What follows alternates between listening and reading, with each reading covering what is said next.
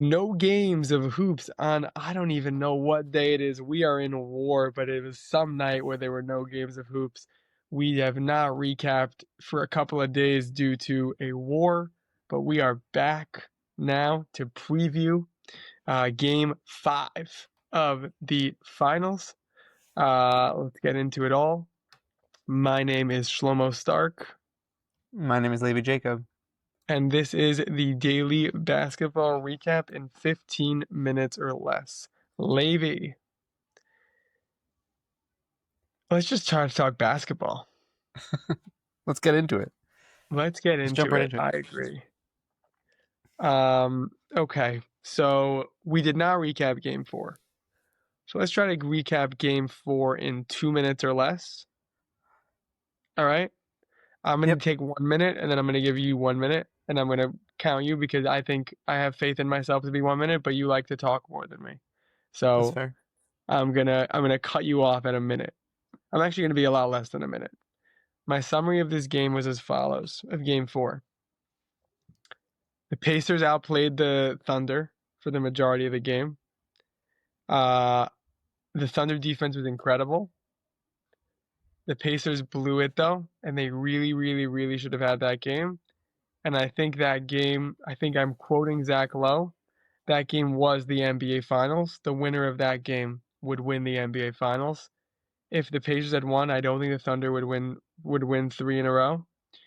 And now that the Thunder have won, I don't think the Pacers can win the next 2 out of 3. So but it was an awesome, awesome, awesome game. Yeah, I think like in most series, there's kind of like a different plateau that the best team reaches, where they're like, oh, even on a bad game, we can win. That's what this was. Like Hmm. they scored the final 15. There was a It point at was which I amazing. think SGA was so good at the end. there was a point at which I was listening to the Bill Simmons podcast, and he was talking with Ryan Russillo, and he was like, there's kind of times where like the Thunder looked like they were just like we don't know what to do with the ball, and they would throw it to they kept throwing it to SGA. Turned out that was actually the answer. Hmm. Like he finished the game for them very assertively, and there's a lot of back and forth about the officiating of this game. I understand it, but at the same time, like he when it came to the time that really mattered, like he pulled through flawlessly. Did a very good job. Yes, it was really, really impressive. And it's been a great finals, like 2-2. What more could you ask for? Yeah, no, it's Uh, also I just like everyone just stopped complaining about the small market teams. Like that just dried up, and everyone was like, "Oh, they're actually two good teams." It's like, yeah, they're awesome. They're It's great. true. And they both play really, really, really hard, which is a lot of fun. But I will admit that it does feel like it's taken 7 years to get through these finals. Yeah, it's a long finals. Like, yeah, lots going on. Okay, game 5 is tonight. We'll be recapping it tomorrow. Um, Oklahoma City is favored by a lot again. I think it's well, let me ask you this before we preview the game. I'd asked you about game 4. Would you rather the Thunder win by 40 or would you rather it be a clutch win? And you told me you'd rather they win by 40 so they can stamp their like we are the better team. Yeah. Now that that did not happen the way you wanted, are you less confident, more confident? Like, how do you feel about the next 3 games or 2 games? I actually think that it's going to be in six. Like I think I'm very confident because I just feel like all the role players feel like, oh, okay, when Shea, like you really saw at the end of the game when Shea is the one who's on, and he's like like he can carry us in a sense. So now all we have to do is we just have to do our best. Like I feel like that was kind of lacking throughout the rest of this series. And there's a point at which like you thought the Pacers really figured out OKC, but Hmm. then Shea was just like, oh wait, hold on. Also, by the way, I'm a really good player, and like the rest of the Thunder clearly felt that way as well. And I think that they're gonna like I have more confidence in this team now with that past win than I would have if they just won by 20 or whatever. Right. So the only thing where it worries me about the Thunder, I completely agree with what you said, but Zach Lowe's mentioned this.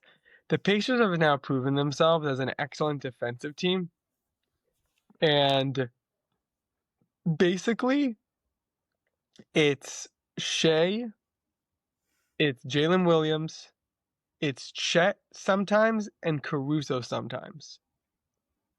And the Thunder is basically down to 6 players. Hartenstein has now been playing well. Then you have like Dort is awesome defensively and can hit a shot when it matters. But like Wallace is no showing. Isaiah Joe is no showing. The other Jalen Williams is no showing. Like the Thunder are really who we talk about them being like a deep team. They're really down to like 4, 5, 6 guys. Yeah, Whereas the Pacers still, while not as good as the Thunder, are deeper. right. So what's interesting is that I actually haven't seen much of Jalen Williams throughout this series. That's what I'm saying. I literally said no show. No, what I'm saying, I haven't seen him on the floor at all. Even like that's even more of a no show. He is literally not showing up to the court. Their rotations are bizarre, to say the least. They're very strange, but I think that like we've seen it before in OKC that all you need is really one of their bench guys to get going, and I think that they'll be fine. Whereas I think that the Pacers, because their talent is kind of spread more throughout, they have more people who are able to go off. But if you have 2 or 3 of those guys, like the Thunder, if they don't have those guys go off, odds are that they could still win potentially. Whereas the flip side is if the Pacers don't have 3 guys who are really cooking that night at random, right. they're more like likely you to need lose. Toppin, you need McConnell, otherwise you're done. Right. If the Pacers win Game 5, would you have Thunder in 7, Pacers in 7, or Pacers in 6? I still think it's Thunder in 7. I think that it's like usually in the NBA Finals really is that talent shows out. I really think that OKC would win. Like, I mean, also when their backs to the wall, they really do a good job. Like, it's kind of just a repeat of the Denver series at that point. But I think that they would still pull it out. But you can't count out Indiana. It's been very impressive. They're great. Okay. Predictions. Do we do predictions? I'm going Pacers. Yeah. It's been 1-1, 1-1-1 the entire series. Neither has lost 2 games in a row the entire playoffs. And I'm going to keep that streak. I have Pacers in 7, by the way. They've won me over. They're great. They're great. They've won me over. I just think that they're like, I just think like no team here is going to win 2 in a row, and I just have Pacers in 7. I think I could hear the argument. I definitely could hear the argument. I just think that was their, I know it's like a basic answer, but I think that was their chance to win, was last game. You're saying this is the Knicks case, which is when they lost that Game 1, you can't beat the Pacers 5 times. And so Indiana can't beat OKC 5 times, and that was their 4th. Yeah. That's a fair point. That's a fair case. That's like, are you predicting they win Game 5? OKC.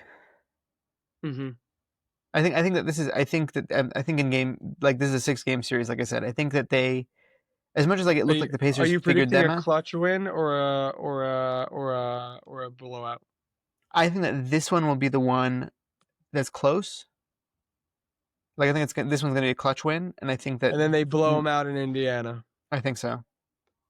Just so they can't celebrate with the home crowd. And if it's Game 7, are you going? If flights are flying, maybe it's a discussion. Out of Israel. Right. Whoa, wait, Levi, question for you. Would you have been stuck if you went to Game 1 and 2? No. Well, 2, yeah. Crazy. Yeah. Wait, you were gonna go to Game 2, no? No, that was a joke. I said if I missed Game 1, I would have stayed there until Game 2. Oh, wow. Whatever. Yeah. Okay. Yeah.